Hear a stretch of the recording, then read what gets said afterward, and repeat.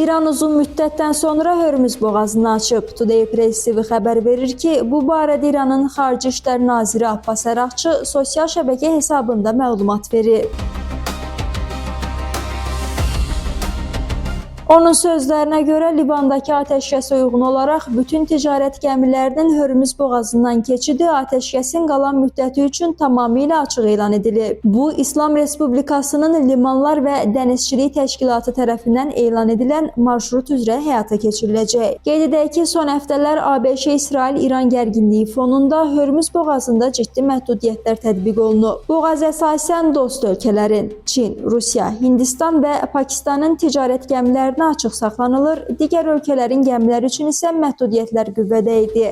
Livanda atəşkəs elan olunandan sonra İran bu siyasətdə dəyişiklik edərək boğazı ümumi ticarət üçün yenidən açdığını bəyan edib. Hörmüz boğazı dünya neft daşımalarının təxminən 20-30%-ni təmin etdiyi üçün bu qərar dərhal qlobal enerji bazarlarına təsir göstərir. Hazırki qərarın atəşkəsin davamlılığından asılı olduğu qeyd olunur. Regionda, xüsusilə Livan və ətraf ərazilərdə gərginlik yenidən artarsa, məhdudiyyətlərin qaytarılması ehtimalı var.